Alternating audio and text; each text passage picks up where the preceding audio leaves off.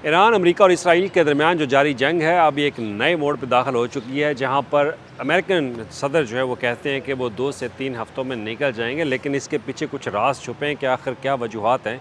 कि वो अब ईरान से भागना चाह रहे हैं। तो बज़ाहिर अब दुनिया यही कह रही है कि अब अमेरिका यहाँ से भागना चाहता है, लेकिन उससे पहले जो ईरान की तरफ से हमले किए जाते हैं अमेरिकन बेसिस के ऊपर और मुख्तलिफ़ ऐसे जो ख़लीजी ममालिक के अंदर जो फ़ौजी अड्डे मौजूद हैं और इवन के फ़ौजी अड्डों के साथ साथ अब तो जो होटलों में मौजूद हैं उनके ऊपर भी हमला किया जा रहा है ईरान की तरफ से।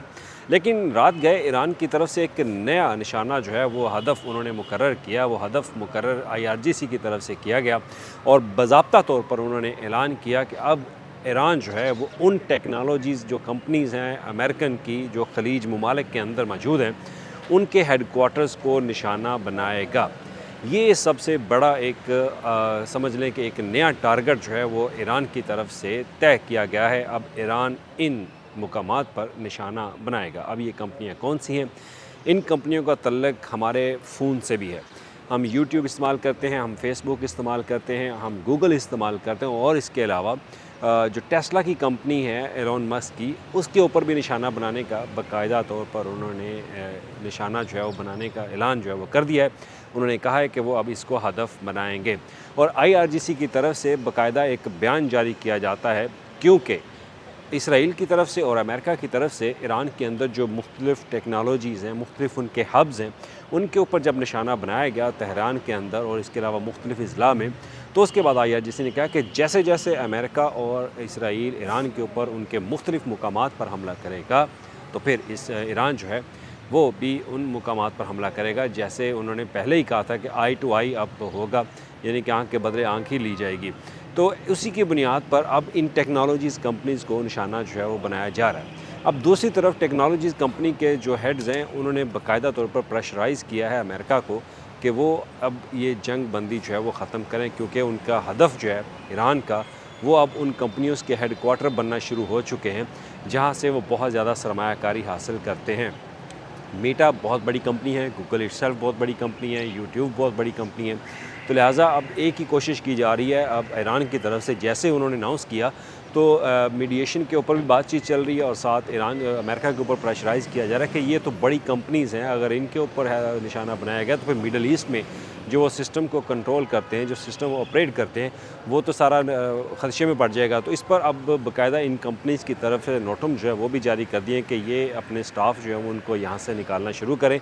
ताकि उनको महफूज जो है वो बनाया जा सके। अब दूसरी तरफ ईरान की तरफ से ये भी कहा गया कि ईरान जो है वो इसराइल के ऊपर हमले भी जारी रखेगा, लेकिन ख़लीज ममालिक के अंदर जो ख़ास तौर पर अमेरिकन से या इसराइल से रिलेटेड वहाँ पे चीज़ें अगर मौजूद हैं तो उनको निशाना जो है वो बनाया जाएगा। ईरान की तरफ से अब तक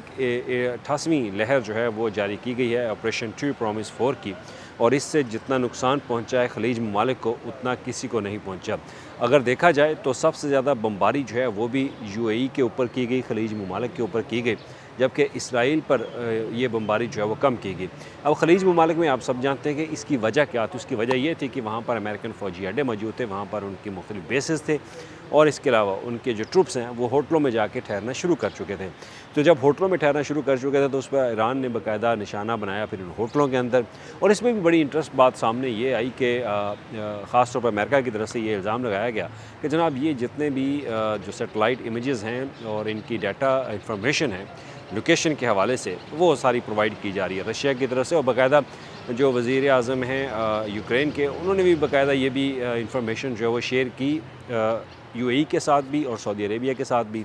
कि जनाब ये जो तमाम तर इमेजेस सेटेलाइट प्रोवाइड कर रहा है ये तो रशिया कर रहा है, क्योंकि यूक्रेन की तरफ से एक इन्फॉर्मेशन जो है वो उनको प्रोवाइड की जाती है तमाम तर डॉक्यूमेंट्स रजिस्ट्रेशन के हवाले से। और आपने देखा होगा कि इससे पहले भी जब ये मुलाकात होती है सऊदी अरेबिया के साथ एक डिफेंस मुआहिदा होता है और UAE के साथ होता है, कतर के साथ होता है, तो उनके साथ साथ उनको ये इन्फॉर्मेशन प्रोवाइड की जाती है। बिहाइंड असल में इसके पीछे जो है वो रशिया है, रशिया जो है वो ये सारी इन्फॉर्मेशन उनको प्रोवाइड कर रहा है। तो लिहाजा इस पर रशिया की तरफ से मॉस्को की तरफ से बाकायदा इसको एक्सेप्ट नहीं किया गया। उन्होंने इनकार किया कि ऐसी कोई बात नहीं, कोई इन्फॉर्मेशन जो है वो शेयर नहीं की जा रही। तो लिहाजा ये एक इल्ज़ाम था। तो दूसरी तरफ ईरान की तरफ से जो निशाना बनाने के नए टारगेट्स उन्होंने तय किए हैं उसमें तो जो हाइड्स आउट्स हैं ख़ास तौर पे जो साबिक़ उनके जो पार्लियामेंट मेंबर्स हैं, उनके सियासतदान हैं, उनको निशाना बनाने का ऐलान किया। और उसके बाद ये मुख्तलिफ़ टेक कंपनियाँ, इससे पहले तो अमेज़न को दुबई के अंदर जो है वो हिट किया गया, और उसके बाद से इन कंपनीज़ की तरफ से अब प्रेशराइज़ जो है वो किया जा रहा है अमेरिका को। अमेरिकन के जो पार्लियामेंटेरियंस हैं और उसके साथ अमेरिकन जो प्रेसिडेंट हैं, उनको तमाम तरह इंफॉर्मेशन प्रोवाइड कर दी गई है कि ईरान के पास एग्जैक्ट उनकी इंफॉर्मेशन मौजूद है, और जैसा माजी में ईरान की तरफ से इन जो अहदाफ उन्होंने तय किए थे, उन अहदाफ पे उन्होंने हमला किया, तो लिहाजा अब अगर इन कंपनियों पे हमला होता है तो ये बहुत बड़ा नुकसान होगा इन तमाम टेक कंपनीज़ के हवाले से, क्योंकि टेक कंपनीज़ जो हैं वो बहुत बड़ा सरमाया लेके आती हैं अमेरिका के अंदर। तो अमेरिका नहीं चाहता कि उनकी टेक कंपनियों के ऊपर जो है वो कोई हमला करे, तो लिहाजा इसी की बुनियाद पर अब अमेरिका की तरफ से ये कहा जा रहा है कि अब वो 2-3 हफ़्तों में यहाँ से निकल जाएंगे।